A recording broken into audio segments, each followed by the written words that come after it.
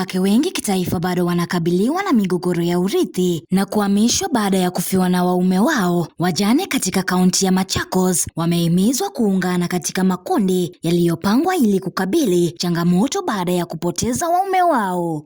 And I've now been working with Margaret, with Susan for 1 month, and I am joining their organization to help people around the world know about all of your amazing stories, your struggles, and the power of women. When you raise up one woman in community, you raise the entire community. Wakati wa mkutano huo Makaveti, wadi ya Kalama, miaka 13 ya mafanikio ya mpango ya maendeleo mapya yalisherekewa na wajane zaidi ya mamia, huku mpango huu ulioanzishwa na Margaret Ndalana, mwakilishi wadi aliyechaguliwa mara 3 katika bunge la kaunti ya Machakos, ukikuza mshikamano na uwezeshaji wa kifedha kupitia makundi ya msaada. Mimi ni charedi wa hiyo kikundi. Hiyo pesa ya table bagging ile tumepewa na Mheshimiwa Ndalana ilikuwa pesa tu, ile pesa kidogo, lakini hiyo pesa tunaiweka hapo kwa meza, tunaishangisha hiyo pesa, sasa inakuwa pesa nyingi. So mwisho wa mwaka ukifika, tunapatia wamama pesa, hata wanapeleka watoto wao shule.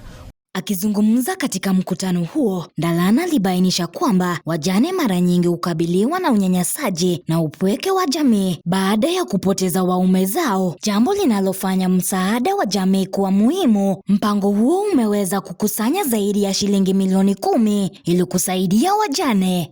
Tuko na registered women 500 widows. Wengi walikuwa wameolewa, bwana amepasa away, family na kufukuza nyumbani, unaenda kukaa town na watoto wako. Pale uta afford nyumba ambayo ulikuwa nayo mahali ulikuwa umeolewa, utaenda kulala nyuma ya shops. Na hapo utalala na watoto 5 na wasichana kwa room moja. Changamoto kama hiyo, watoto wa mama wa Kalama wametoka kwa changamoto kama hiyo. Aidha, waliohudhuria pia walitoa ushuhuda wa ustahimilivu, wakieleza shukrani zao kwa msaada wa kifedha ambao umewasaidia kujenga maisha yao upya na kuhakikisha mustakabali salama na thabiti. Kupitia kwa Mheshimiwa Ndalana tumefanya table banking. Saizi pesa zenye ziko bank tuko na 1400. Kupitia kwa Mheshimiwa Ndalana tumejiinua sisi wa mama. Hakuna mama kwa grupu yetu anaweza kosa school fees. Wajane sasa wana matumaini makubwa kwamba mipango kama hii itaendelea kupanuka ili kuwapa wajane wengine zaidi ulinzi, msaada na fursa za kujitegemea katika nchi nzima.